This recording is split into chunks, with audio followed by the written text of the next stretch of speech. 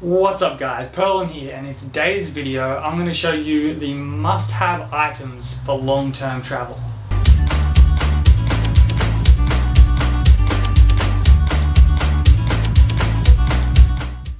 So being that Australia is a long way from the rest of the world, usually it's expensive to travel.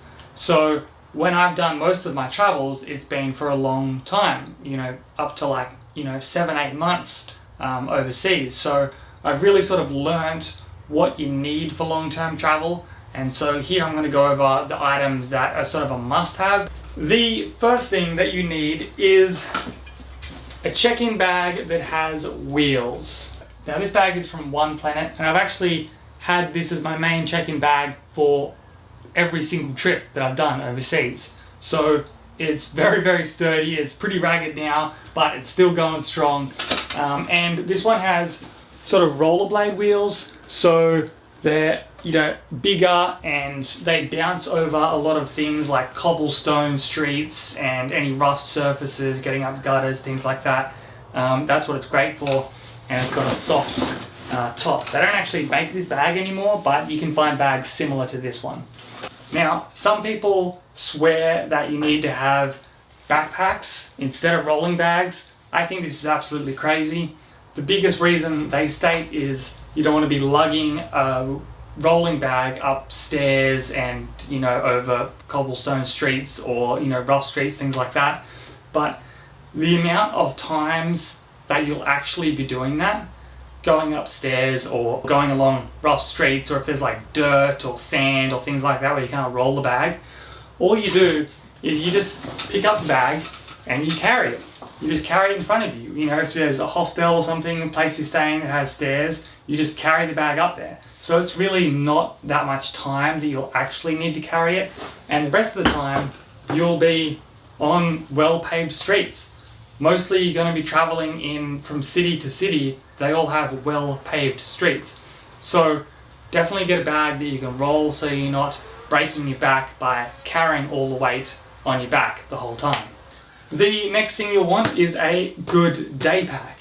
Now, I've liked this one as the one that's served me the best and I've found works the best for my needs. And it's just a single shoulder strap, and it's got all the zips on one side, which is great. I've actually done a full review of this bag, so I'll link it up in the card and in the description.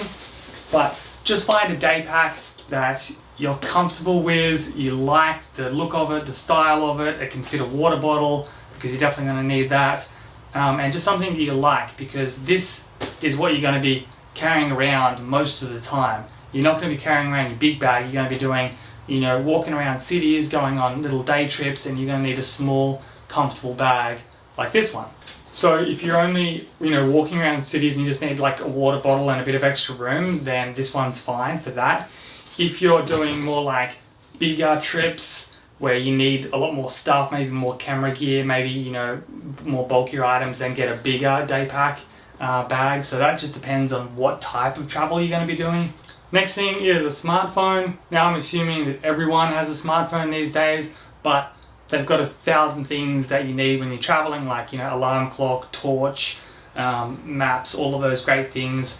All smartphones these days has an amazing camera as well, so that's really good. So must have when you're traveling. Make sure that your phone is unlocked as well, because some phones come where they're locked to a certain company and you have to have that SIM card in for it to work. You want to make sure that it's unlocked. Most phones come unlocked, but make sure that yours is, because leading on to the next point is you want to get a local SIM card when you get into the new country. Local SIM cards are great. You can get one for like 20 bucks with unlimited data for the whole time that you're there, if you're there for a couple of weeks. So they're super cheap, super easy to get data overseas for your phone, but your phone has to be unlocked. So that's just one thing you've got to remember before you leave to go traveling. Another thing you need with your phone is a little SIM card pin.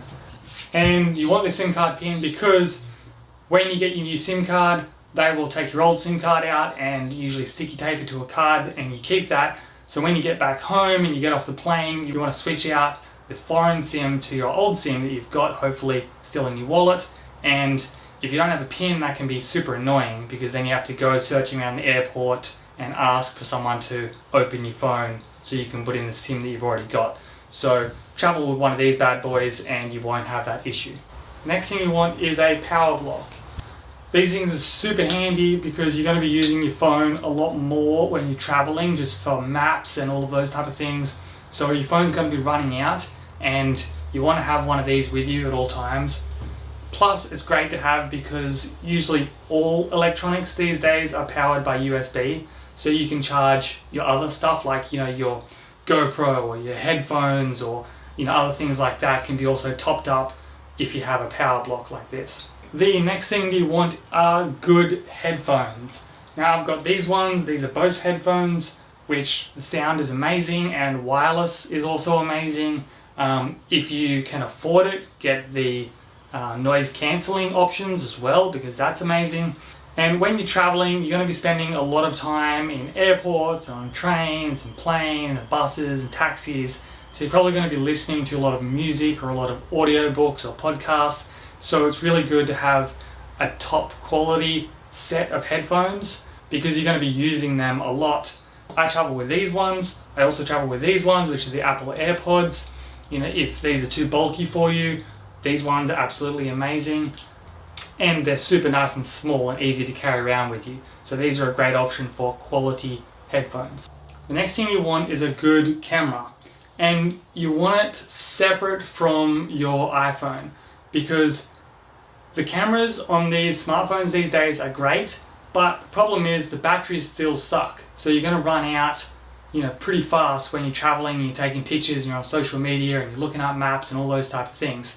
So that's the issue with these cameras. So I would recommend investing in a camera. So you can get yourself a little point and shoot camera like this one. You can get yourself a mirrorless camera, which is great because you can detach the lens. So if you want more control over, settings, take better shots, things like that, you can remove the lens on mirrorless and they're super light and good these days. Or even like a GoPro, things like that. The one I use is the Canon M50.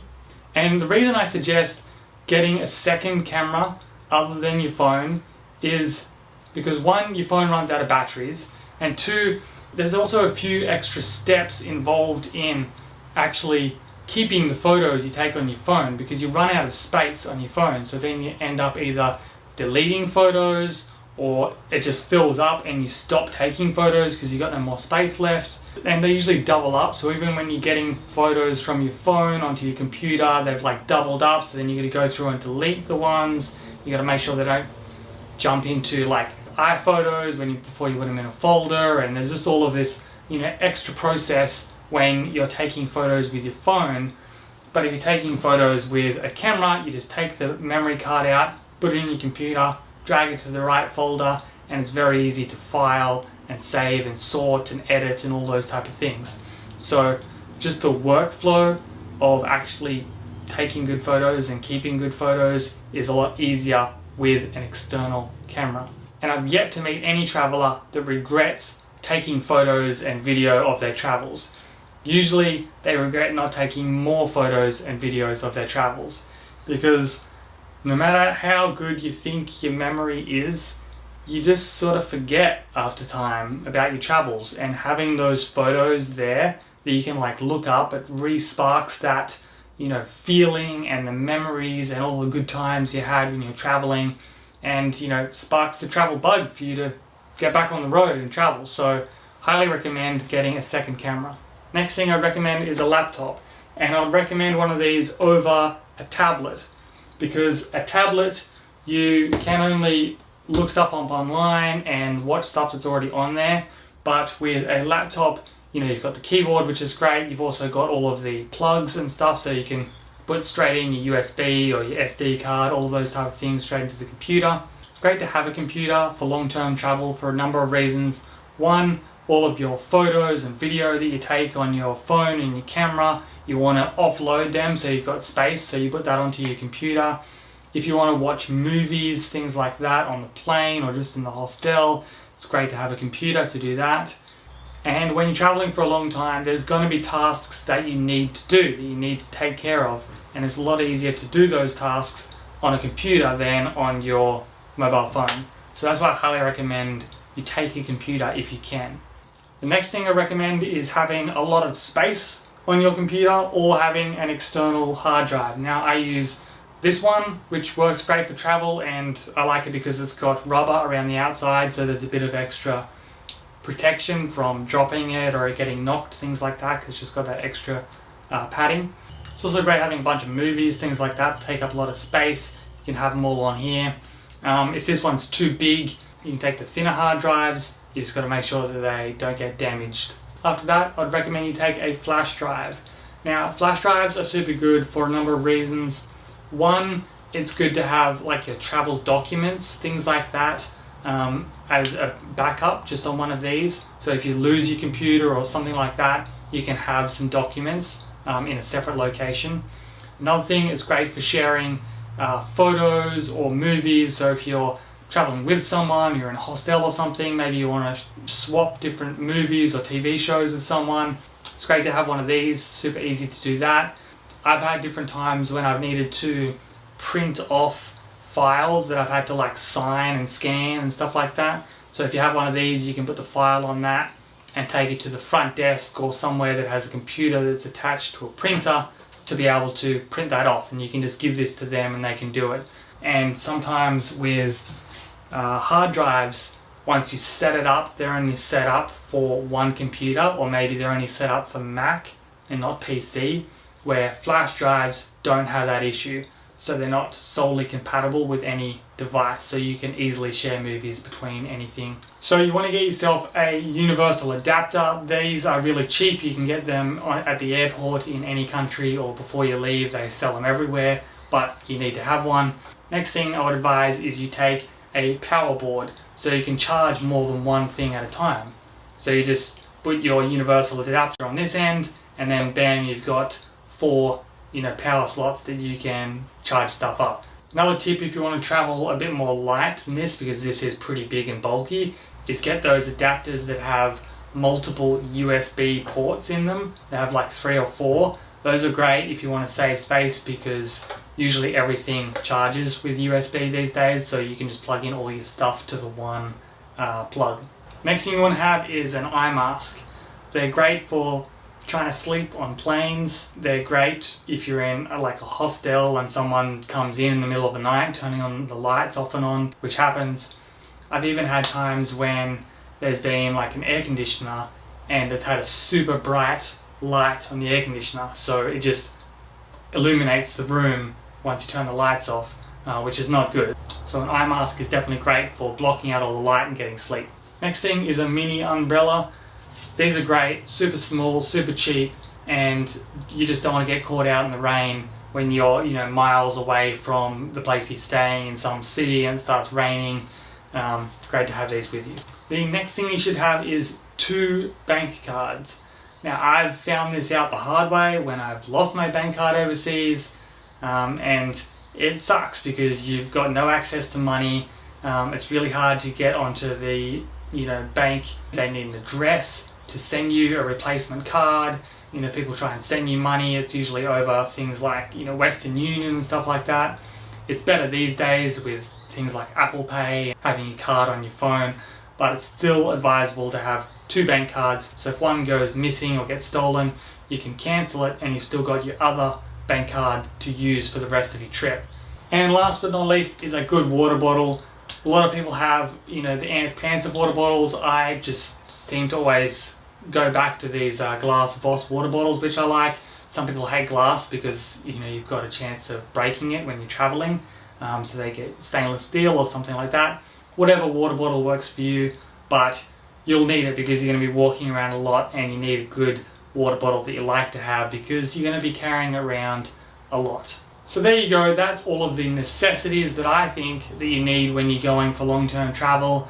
Everything else is just sort of an extra, depending on your travel, depending on what you normally like to take with you traveling. For me, I do a lot of filming and stuff on the road, so I take tripods and microphones and extra camera equipment, stuff like that. So it just depends on what you like to take.